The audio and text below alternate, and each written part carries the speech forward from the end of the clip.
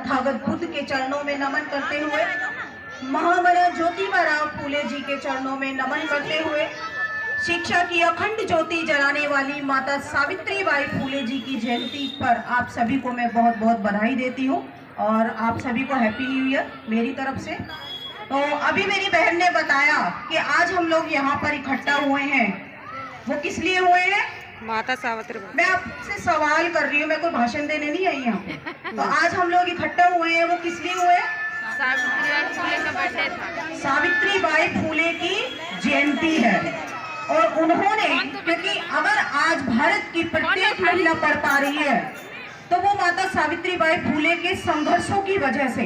नहीं तो स्कूलों में हमें सिर्फ सर दिखाई देते, मैम दिखाई नहीं देती। तो आज जो पूरे भारत में और स्कूलों में खासकर जो महिलाएं टीचर बन रही हैं, वो माता सावित्रीबाई फूले जी की बदौलत। लेकिन ये विडंबना है हमारे समाज की कि 1% से कम महिलाएं जानती है कि भारत की प्रथम महिला शिक्षिका कौन है। क्योंकि उनको बताया जाता है, उनको सिखाया जाता है, स्कूलों में इतनी बड़ी बड़ी तस्वीरें दिखाई जाती हैं, कौन सी? सरस्वती की। जबकि उन्होंने कोई स्कूल नहीं खोला, उनका कोई इतिहास नहीं है, उनका कोई एविडेंस नहीं है। अगर मैं बात करूं माता सावित्रीबाई फूले की तो इनका इतिहास रहा है। अगर कोई मुझसे पूछे कि माता सावित्रीबाई फूले ने कितने स्कूल खोले, कहां पर पहला स्कूल खोला, तो मेरे पास प्रूफ है और प्रूफ के साथ मैं बता सकती हूँ। तो ये एक ऐसे समाज से पैदा हुई जिसका इस समाज में आज भी सम्मान नहीं दिया जाता। इसीलिए हम महिलाओं ने भी ये ठाना है कि हमें अपने महापुरुषों को क्या करना है? एक तरीके से जीवित करने का काम करना है। माता सावित्रीबाई फूले की शादी 9 साल की उम्र में ज्योतिबा फूले से हो गई थी। ज्योतिबा फूले शिक्षित थे, शिक्षा की कीमत को जानते थे कि हमारा जितना भी पतन हुआ है, हमारा जितना भी विनाश हुआ है, वो शिक्षा के अभाव में हुआ है। क्योंकि शिक्षा हमारे लिए नहीं थी। मनुवादी जो व्यवस्था थी जिसमें शूद्र और अति शूद्रों को शिक्षा का अधिकार नहीं था। लेकिन जब सावित्रीबाई फूले ज्योतिबा फूले के घर में आई तो उन्होंने अपनी जीवन संगनी को पढ़ाने का काम किया। और वो उनको घर में नहीं पढ़ाते थे, वो उनको खेतों में पढ़ाते थे, लकड़ी से, पत्थर से, जमीन पर उनको पढ़ाने का काम करते थे। शिक्षा से सावित्रीबाई फूले के जीवन में बहुत बड़ा परिवर्तन आया और उन्होंने ये प्रण किया कि जिस तरीके से मेरे अंदर बदलाव आया है, मैं भी और महिलाओं के अंदर, अपने आस पड़ोस की महिलाओं के अंदर, बेटियों के अंदर वो बदलाव लेकर के आऊंगी। जितना ज्ञान मैंने अर्जित किया है उस ज्ञान को मैं फैलाने का काम करूंगी और इसके लिए मुझे लोगों को पढ़ाना पड़ेगा। तो माता सावित्रीबाई फूले ने जब स्कूल खोला तो उनकी उम्र थी 17 साल। पहला स्कूल पुणे में खोला और 17 साल की उम्र में अगर हम घर की बात करें तो हमारे बच्चे लगभग पढ़ाई पूरी कर रहे होते हैं, 12th में आ जाते हैं, आई थिंक 17 साल का बच्चा। लेकिन उस समय सावित्रीबाई फूले समाज से, परिवार से टक्कर लेती हुई स्कूल खोल रही थी हम महिलाओं के लिए। और उनके स्कूल और स्कूलों से अलग थे क्योंकि और स्कूलों में धार्मिक शिक्षा दी जाती है, लेकिन माता सावित्रीबाई फूले के जो स्कूल थे उसमें साइंस, मैथ, एसएसटी, सोशियोलॉजी, ये तमाम स्कूलों की एजुकेशन उनको दी जाती थी। सावित्रीबाई फूले, अभी हमारी बहन ने बताया कि जब वो जाती थी बच्चों को पढ़ाने के लिए तो समाज के लोग बहुत विरोध करते थे क्योंकि शिक्षा पढ़ने पढ़ाने का जो काम था वो ब्राह्मणों का था। उनके पिता को सिखा देते हैं ज्योतिबा फूले के कि तुम्हारी बेटी, तुम्हारी बहू और तुम्हारा बेटा धर्म के विरुद्ध जाकर काम कर रहे हैं, उनको बच्चों को पढ़ाने से रोको। वो कौन से समाज के बच्चों को पढ़ा रहे थे?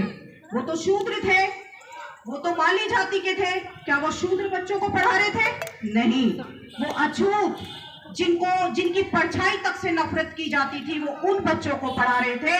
तो वो अपने पिता से कहते हैं कि मुझे आपके घर में नहीं रहना, लेकिन मैं बच्चों को पढ़ाने का काम नहीं छोड़ूंगा, और निकल जाते हैं।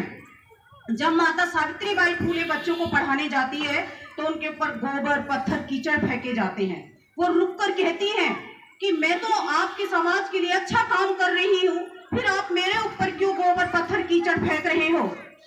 मुझे, मेरा मनोबल ये गोबर पत्थर नहीं दिखा सकते, मेरा मनोबल इनसे और आगे बढ़ता है। तो मुझे ऐसा लगता है जैसे तुम मेरे ऊपर बरसा रहे हो। ऐसे ही माता सावित्री बाई फूले जब बच्चों को पढ़ाने जा रही थी तो एक व्यक्ति उनका पीछा करता है।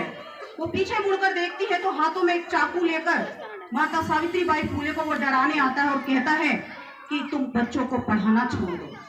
लेकिन माता सावित्री बाई फूले डरती नहीं है, वो तमाचा उसके जोर से खींच कर मारती है और वहां से वो व्यक्ति तुरंत भाग जाता है। ये खबर पूरे गांव में फैल जाती है। तब से लोग उनके ऊपर गोबर पत्थर कीचड़ फेंकना छोड़ देते हैं। माता सावित्री बाई फूले ने अंधविश्वास, पाखंडवाद, कुरीतियों के ऊपर अपनी आवाज को बुलंद किया। उस समय जो छोटी छोटी बच्ची विधवा हो जाती थी, उनके सर गंजा करने की प्रथा थी। वो उन नाइयों के पास जाती है कि आप ऐसा मत करो। उसमें उन छोटी मासूम बच्चियों का कोई दोष नहीं है, क्योंकि छोटी बच्चियों की शादी बड़े बड़े उम्र के आदमियों से करा दी जाती थी और जब वो मर जाते थे तो समाज में उनसे कहा जाता था कि तुम ब्रह्मचर्य का पालन करो।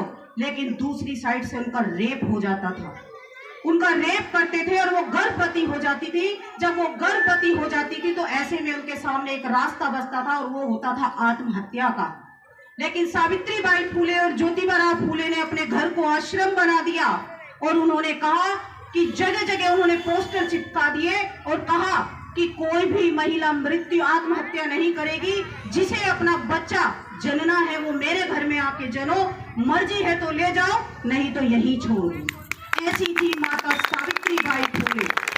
उन्होंने जो सर गंजा करने की प्रथा थी, नाइयों की बात वो समझ में आ गई और वो प्रण करते हैं कि हम आज से किसी भी महिला का सर गंजा नहीं करेंगे।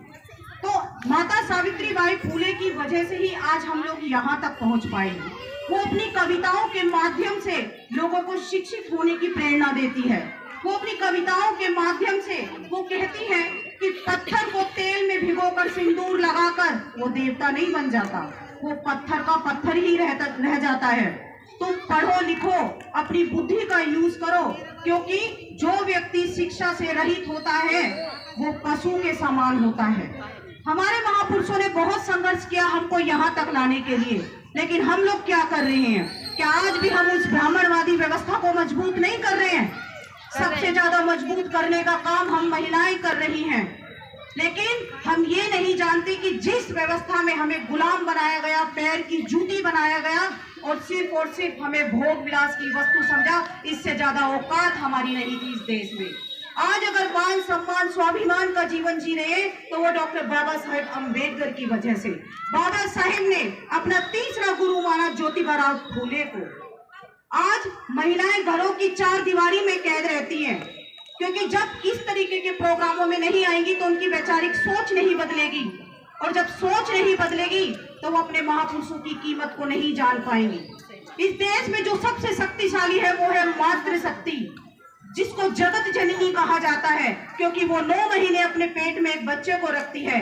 जब बच्चे को जन्म देती है तो जिंदगी और मौत के बीच में होती है, लेकिन फिर भी अपने सपूत को इस दुनिया में लेकर आती है। उसकी कोख में, उसकी गोद में इस देश का वारिस होता है। लेकिन हमने उनकी कीमत को नहीं समझा। हम कहते हैं महिलाएं कमजोर होती है। महिलाएं कमजोर नहीं होती। जब जब महिलाओं को मौका मिला तब तब उन्होंने इतिहास बदल कर देख लिया। आप इतिहास में देखिए, झलकारी बाई, सावित्री बाई फूले, रमाबाई, तमाम ऐसी क्रांतिकारी महिलाएं हैं जिनको आज हमें पढ़ने की जरूरत है।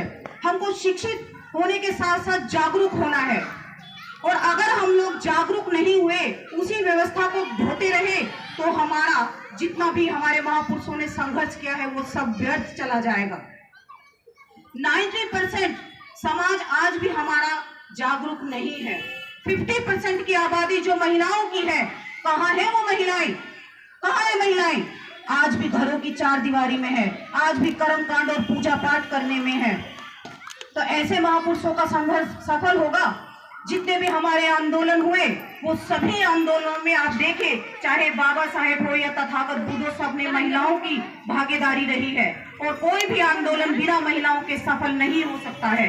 तो महिलाओं को आगे आना होगा और अपनी जिम्मेदारी को निभाना होगा, क्योंकि अगर हम ऐसे ही डरी रही, सहमी रही, तो हमारे महापुरुषों ने जो जितना संघर्ष किया है वो सब कुछ बेकार चला जाएगा। आज हम महिलाएं खुली हवा में सांस ले रही हैं, आज अच्छे कपड़े पहन पा रही हैं, तो ये हमारे महापुरुषों का संघर्ष ही है। ये हमें किसी भी काल्पनिक काल्पनिक देवी देवताओं ने नहीं दिया। हमारे महापुरुष को आप देखिए, कबीर को आज याद करने की जरूरत है, जो कहते हैं पत्थर पूजे हरि मिले तो मैं पूजूं पहाड़, और या से भली तो चाकी है जो पीसे खावे संसार। ऐसे महापुरुष को याद करने की जरूरत है। संत रविदास जी को याद करने की जरूरत है। डॉक्टर बाबा साहब अम्बेडकर को, जिन्होंने कभी पत्थर पूजा नहीं की, क्योंकि वो शिक्षा की कीमत को जानते थे कि शिक्षा ही वो हथियार है जिससे मैं इतिहास को बदल सकता हूँ। अगर बाबा साहेब को ये पता होता कि मैं पूजा पाठ करके अगर आगे बढ़ूंगा तो हमारे लोग मंदिरों में लाइन लगा लेते। ज्योतिबा राव फूले उस समय 18वीं शताब्दी में, सोचिए वो कितने स्वतंत्र विचारों के थे, उनकी सोच कितनी वैज्ञानिक थी। लेकिन हम लोग आज अच्छी एजुकेशन लेने के बाद भी अपनी सोच को डेवलप नहीं कर पा रहे, क्योंकि जैसी चीजें हम अपने घरों में करेंगे ऐसी